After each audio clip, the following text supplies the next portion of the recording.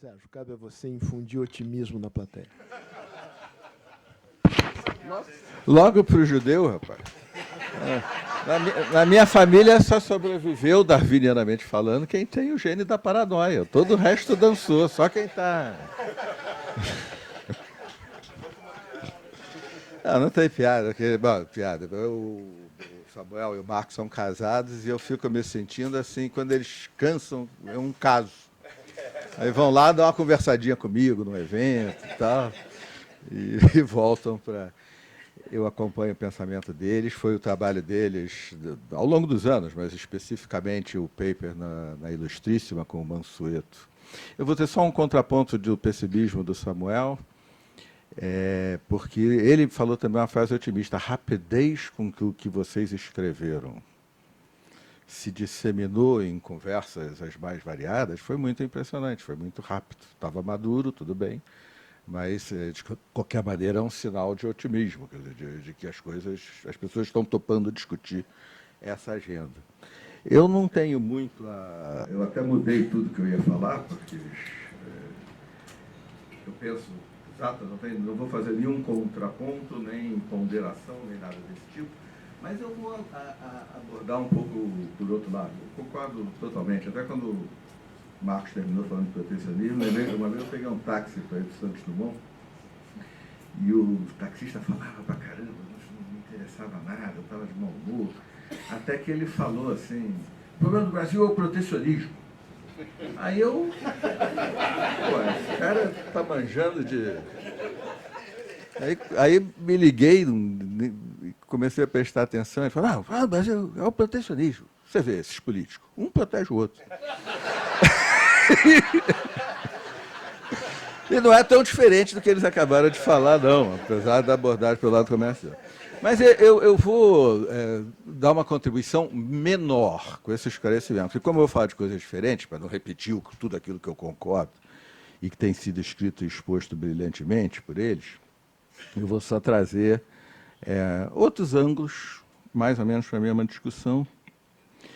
A primeira é assim: nós somos um país continental, então nós temos sempre uma propensão, é normal no Brasil, nos Estados Unidos, quanto mais... Nos Estados Unidos acontece, quanto mais no Brasil, na Índia, no Canadá. Canadá é pouca gente. A gente tem a tendência a pensar as coisas um pouco pelo próprio umbigo. Não é assim, já não é assim há muitas décadas. Eu vou me apropriar de Habermas quando ele fala de poder decrescente do título eleitoral. Quando se votava dos anos 60, você votava e tomava decisão sobre A, B, C, D, E, F, G. Quando você vota em quando ele escreveu isso era 2006, 2016 nem se fala.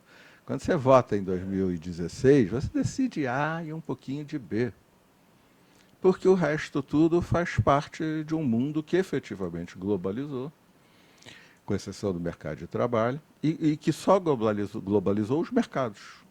Ainda não globalizou aquilo que ocorreu na social-democracia europeia, que eu não sou um crítico tão ferrenho, porque é preciso pensar no que aconteceu com a social-democracia europeia no contexto desse fenômeno global de aceleração e de barateamento dos custos de mover os fatores de produção. Eu penso um pouco como o presidente Fernando Henrique uma vez disse, talvez influenciado pelo meu trabalho na tese de mestrado. Não ele, eu vou explicar. Ele mencionou, ainda no exercício da presidência, que o trabalho de presidente, exatamente essa coisa é surfar a onda. O meu ponto, mas já estava na colocação em contexto da época do presidente, é que a onda hoje não é uma onda de dentro do Brasil. Ela tem muitos componentes dentro do Brasil, mas é uma onda global. Só rapidamente, a minha dissertação de mestrado, com a qual entrei no BNDES, foi exatamente sobre a crise de Vargas e o suicídio, para desfazer, tenho a felicidade de que ela hoje virou texto da maior parte dos cursos de economia brasileira. Mas ainda assim, 99,99% dos brasileiros acham que a política econômica de Vargas era e a política econômica que veio depois era outra. E não era.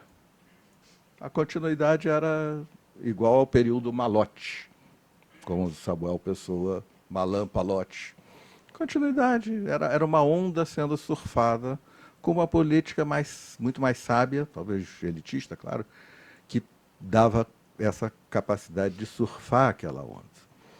Então, vamos lá, como é que isso se aplica aos temas, e repetindo que as observações são de menor importância. Primeiro, em vez de distribuição de renda, vamos pensar desigualdade.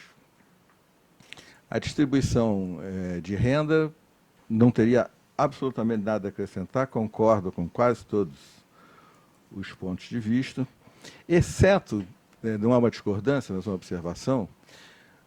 Primeiro, eu não acho que o Brasil... Eu sei que eu estou errado no que eu vou falar agora, tá? Eu sei que eu estou errado, porque eu sou o português da piada. Meu pai é português, eu posso fazer piada de português e de judeu.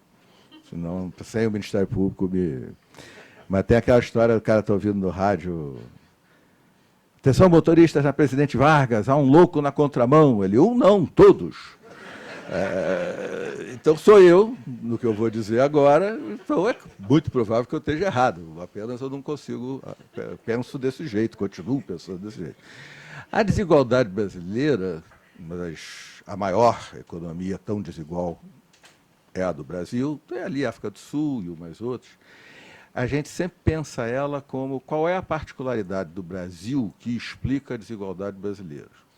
E a gente acaba sempre no escravagismo e no patrimonialismo, no acesso aos recursos do Estado. Isto tudo é verdade. Mas eu penso exatamente o oposto. O Brasil é tão desigual como ele é porque... Lembra o professor Edmar Baixa, meu professor na PUC, amigo, criando a imagem da Belíndia? O Brasil não tem só a Bélgica e a Índia. O Brasil tem tudo. O Brasil nunca teve um desenvolvimento à margem do que estava acontecendo no mundo. Ao contrário, a primeira exportação, o primeiro commodity do mundo surgiu no Brasil. A cana-de-açúcar.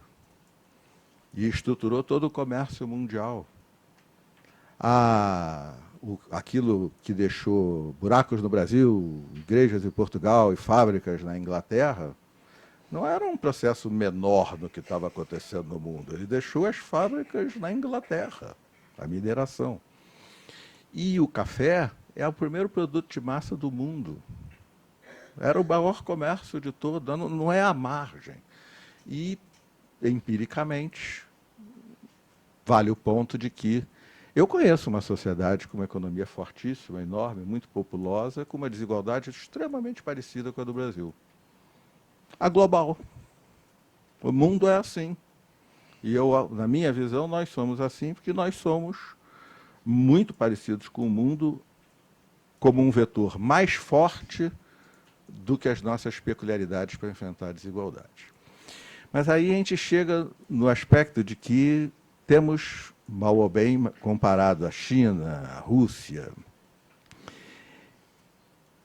a Índia não, mas até a Índia. Nós somos uma democracia, o modelo ocidental, Montesquieu, etc. e tal, a partir da redemocratização, essencialmente. Então, com relação aos pontos que o Samuel e o Marcos levantaram, eu só teria a dizer o seguinte, é um problema prático e de política. Só isso, depois eu vou fazer uns outros, mas um problema muito prático e de política é o seguinte. Esses mecanismos levarão a uma distribuição de renda. Se eu tivesse a felicidade de poder votar no presidente, para pensar a política, e do Samuel e do Marcos para tocar as coisas, eu apoiaria totalmente essa agenda, mas faria a seguinte observação. A desigualdade no Brasil é tão brutal que ela, emoldurada pela democracia, é como se o mundo fosse democrático, como se existisse governança global. Era insustentável, dava uma crise imediata na mesma hora. Na China, basta isso. Se 600 milhões de chineses levantarem e disserem eu queria coleta de lixo, faliu. Faliu na hora. O IDH da China é igual ao IDH do Complexo do Alemão. Se você põe os 600 milhões de pobres no denominador. 700 milhões de pessoas abaixo da linha de pobreza. Então, o gap entre o desejo de mais igualdade que a democracia no Brasil propicia. Por que a taxa de fecundidade caiu muito mais aceleradamente no Brasil do que em todos os outros lugares? A taxa de fecundidade cai com mais escolaridade das mulheres e liberdade sobre seus corpos, controle sobre seus corpos. A parte da escolaridade nós não fomos bem. Mas na parte de liberdade sobre seus corpos, a sociedade brasileira não dá um banho na China, na Índia. Na China foi na força, nas sociedades árabes, africanas. Então, essa desigualdade emoldurada por um sistema democrático gerou uma demanda por mais igualdade, que não tem nada a ver com as manifestações de domingo agora. Estou falando das camadas mais carentes da população, que não tem possibilidade de ser atendida por essa agenda a tempo. É a minha agenda, não tem divergência nenhuma na economia. Mas o processo é muito lento. Usar a tributação e revertendo todo esse sistema estruturado dos grupos de interesse, já começa alguma coisa. Então, isso tem que ser feito e é o principal. Mas eu acho que nós estamos na obrigação. Tem outras coisas, Marcos, que a gente não olha, continua, que não houve ainda o paper que vocês escreveram, e que fazem parte da desigualdade brasileira. Então, 94%, só a título de exemplo, 94% dos homicídios no Brasil jamais são esclarecidos. Qualquer um de nós aqui que for assassinado, o homicídio será esclarecido. O que nós estamos dizendo é que a democracia brasileira é uma democracia do seguinte tipo: todos os pobres sabem que podem morrer, sabem quem vai matar, e sabem que ele mata sem o menor problema. Custa 300, 500 reais, 2 mil reais, e não vai mudar nada. É assim. 9 em cada... Qual a segurança jurídica que vocês querem dar para o funcionamento da economia brasileira se ser assassinado e, portanto, romper o contrato por fato superveniente muito poderoso é algo banal e trivial? Essa é a realidade da vida de quem mora na Zona Oeste, de quem mora na favela, de quem mora no subúrbio do Rio de Janeiro e da periferia de São Paulo, e vai por aí afora. Número 1. Número 2, acesso aos serviços públicos que já existem. Qualquer um de nós, com a articulação verbal que tem, vai ser bem atendido. Ou vai ser atendido numa UPA, apesar do episódio do meu chefe, Eduardo Paes, ontem no São Leão. Essa, se ele não teve, foi paciência. Se esperasse. Mas não a maioria da população. Então, há alguns fatores. O principal deles, longe, é educação e escolaridade. Claro, vocês insistiram nesse ponto e eu tenho a mesma avaliação do papel que o trabalho do Langoni teve. Caiu na boca do povo, porque era da época da ditadura e parecia que queria escapar de um distributivismo besta, mas já falava. Só que há uma novidade nessa história muito parecida com o pano de fundo da sua colocação, Marcos. Há uns 3, 4 anos atrás, então, concordando mais integralmente ainda, há uns 3 ou 4 anos atrás, o professor Simão está aqui para nos falar sobre isso, o PISA, que é a única comparação internacional possível, permitiu cortar a estatística pela renda. Então, a gente tem a propensão de dizer que o problema do Brasil é a baixa qualidade da educação pública, o baixo acesso do povo e que a gente errou, não fez que nem os coreanos, os militares erraram, depois ele não conseguiu. Mas só que quando foi possível separar dentro do PISA a elite, aconteceu uma coisa muito interessante. A diferença entre Brasil, Chile e Finlândia é enorme. A diferença da elite brasileira para a elite do Chile e a elite da Finlândia é maior. Nós, sociedade brasileira, não damos valor ao conhecimento. Concordando com o tipo de link que você fez, com questões mais gerais, ou culturais, ou antropológicas. E não damos mesmo. Pô. Um japonês está gripado e vai ao trabalho, corre o risco de perder o emprego. O brasileiro está gripado e não vai ao trabalho, corre o risco de perder o emprego. Minhas colegas ambientalistas vêm dar 2 beijinhos, eu digo, estou gripado, elas dizem, não, tem energia positiva. Então, tá bom. E nós damos muito pouco valor ao crescimento, e a gente conversava na antessala, tive essa alegria, e mencionávamos um aspecto dessa coisa, né, que... Não, o ponto me fugiu da conversa ali.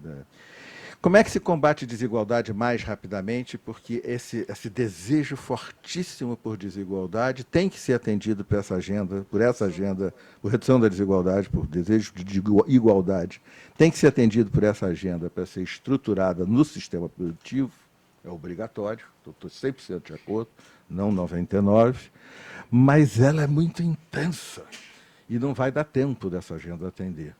O sistema político vai ficar sujeito a populismos, a crises e coisas desse tipo.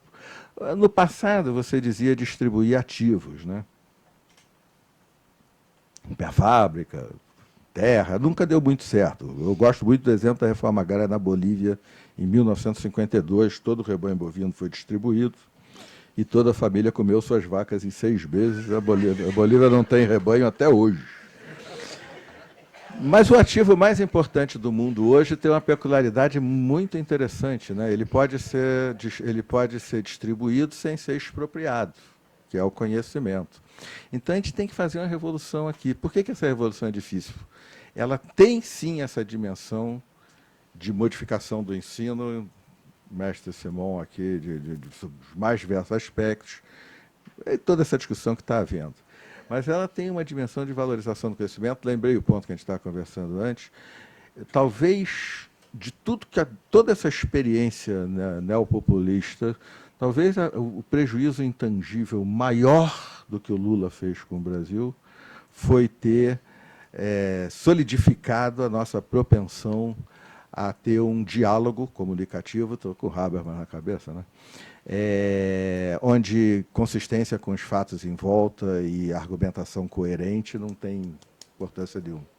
E isso virou um relativismo cultural ao nível máximo e torna muito difícil a gente avançar nesse ponto. Mas nós temos que valorizar, de algum modo, o conhecimento e, eu diria, fazer uma revolução. Isso pode ser uma agenda progressista, isso pode ser uma agenda social-democrata na sua... Nós temos que propor uma revolução dos direitos. Desburocratização, tem toda a agenda econômica, mas desburocratização. Dos direitos que eu digo é essa coisa, do sistema policial, de regras, as regras eleitorais e assim por diante, para tentar enfrentar. Bom, quanto tempo eu tenho, Sérgio? Não, sem usar os créditos.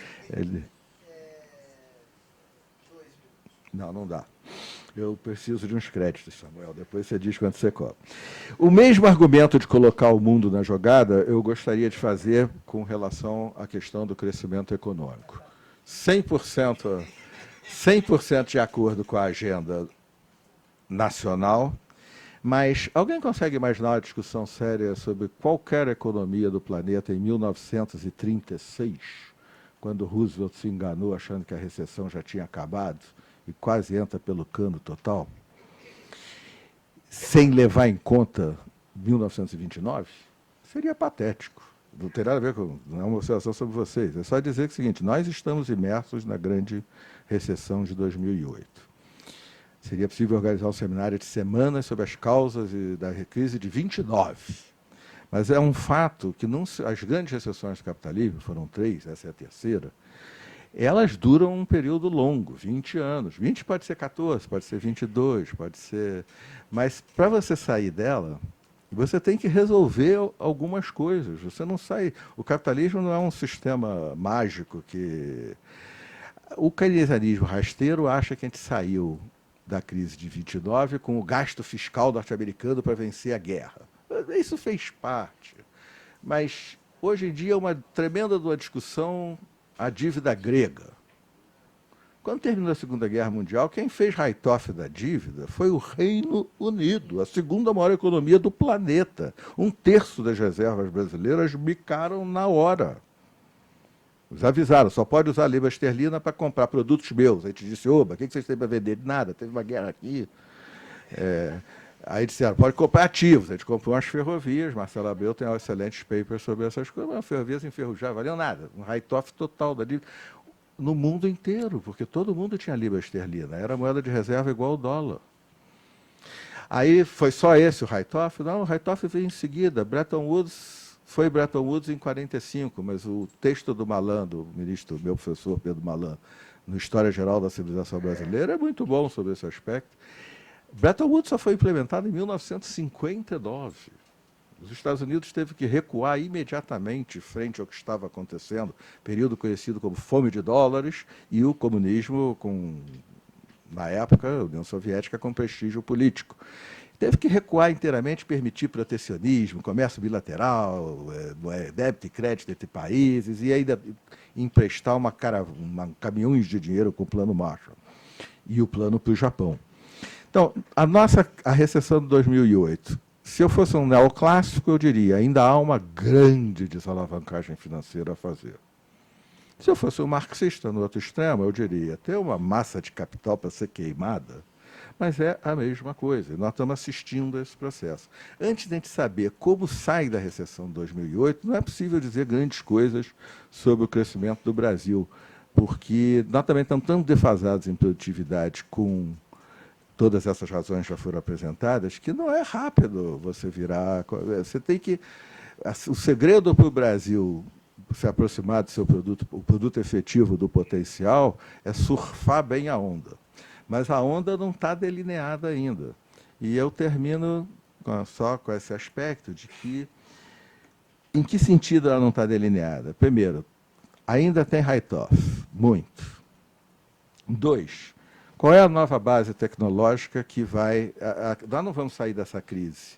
O velho postulado das contas nacionais, né? Renda é igual consumo, investimento, mais consumo, mais gasto de governo, mais balança comercial. É só um postulado, mas é útil. Nós não vamos sair dessa crise com aumento de consumo. A lorota de que a China vai mudar de... É muito engraçado ver economistas, entre aspas, neoliberais, e que falaram da globalização o tempo todo, não são, aí chegar agora e encontrarem na salvação do capitalismo global que a China, o Partido Comunista Chinês, vai mudar o modelo de investimento para consumo e toda uma sociedade confuciana, sem sistema de previdência, sem sistema de saúde, vai começar a consumir. Se fosse no Brasil, tudo bem, ó, é marolinha, vamos gastar. Mas lá não vai funcionar. Obama foi de chefe de Estado a chefe de Estado avisar os norte-americanos nunca mais irão consumir como consumiam antes. Foi se encontrar com as pessoas para dizer isso. Então não é pelo consumo. Não é pelo gasto do governo, por políticas fiscais, porque os governos, felizmente, meio que quebraram para evitar uma grande depressão. Fizeram o que nós fizemos aqui no governo do presidente, fizeram a nível global e fizeram muito bem feito, porque senão seria o fim do mundo. O fim do mundo é as poupanças financeiras de todos virarem pó. É pior do que... Então não vai ser pelo gasto do governo. Também não vai ser pelo comércio exterior, porque, evidentemente, agora estamos falando do planeta, não tem comércio exterior nenhum. Então só pode ser pelo investimento. E aí... como é que pode ser pelo investimento? Desculpa, eu agora não sou ambientalista de protetor do bico-leão dourado, não. Sou também, mas não nessa mesa. Eu só quero... não está. 100% das espécies, 99% das espécies que já viveram no planeta se extinguiram, e esse será o destino do bico-leão dourado e o nosso. Isso é infalível. Nós temos 200 mil anos, o tempo de vida média de uma espécie é 1 milhão, falta 800 mil para a gente chegar na média. Mas, enfim, o meu ponto é só o seguinte, para concluir definitivamente, mas com um problema. Uma bomba atômica vai estourar na estrutura geral de preços relativos da economia. Todos sabem disso, não quero discutir isso, vai acontecer. Se o planeta não pode esquentar mais do que 2 graus, isso é uma bobagem, porque ele vai esquentar mais que 2 graus. 1,5, então, é ridículo, tem a menor chance. Mas vamos tentar alguma coisa perto de 2,5, entre 2 e 3. Se nós vamos fazer isso, a bomba atômica vai estourar rápido. Se a gente não fizer isso, ela fica mais para depois. Por quê? Porque se é uma economia capitalista global, se é uma economia de mercado, só existe um jeito de não esquentar mais de 2,5 que já está contratado, que é dar aos mercados um sinal correto. Todo o resto, essa Copa 21 é muito bonita, essa é outra conversa, mas quem aqui acredita que alguma coisa pode funcionar com base em compromissos de cada país, com metas, sem nenhuma penalidade para quem não cumprir? Quem aqui gere um botequim com metas que se não deu, não deu, valeu? Não funciona, não é isso. O único jeito é botar o sinal no preço. Se todo mundo tivesse a mesma intensidade de carbono, era o mesmo sinal para todo mundo. A intensidade de carbono é radicalmente diferente entre países, empresas do mesmo setor, materiais. Qualquer taxa de retorno calculada do banco onde eu sou funcionário, o BNDE, e concordo com tudo que o Marcos falou, qualquer taxa de retorno calculada para projetos de 30, 40, 50 anos é uma ficção absoluta. Porque ali na frente, os preços relativos vão se alterar de modo dramático. Para o Brasil, última frase, é uma grande oportunidade. É o único país do mundo onde isso é muito mais oportunidade do que custo. Esse negócio de crise é ameaça, oportunidade, isso é lorota de economista para pagarem a gente. Crise é crise. Claro que ela abre possibilidades. Mas para o Brasil é o único país do mundo em que o baixo carbono nos torna mais competitivos. E, em segundo lugar, por outras razões, o mundo vai precisar de muito alimento, 7 bilhões para 10 bilhões, e vai ter que usar uma base tecnológica totalmente diferente da atual, não quero falar disso, mas deem como fato. Não vai poder ser nitrogênio, não vai poder ser química, e não vai poder mesmo, por um problema tão grave quanto as mudanças climáticas. A Braskem já me ouviu dizer isso e sabe que é por aí. O Brasil tem a chance de ser um grande produtor de alimentos com base em muita ciência e tecnologia, que é a biotecnologia, a ciência é a biotecnologia do futuro. Então, alimentos e baixo carbono são uma oportunidade para a gente ter um crescimento suficiente em cima de acréscimo de produtividade para financiar parte do que vocês chamaram de uma expressão que se consagrou, que é a realização das aspirações da Constituição de 88. Obrigado.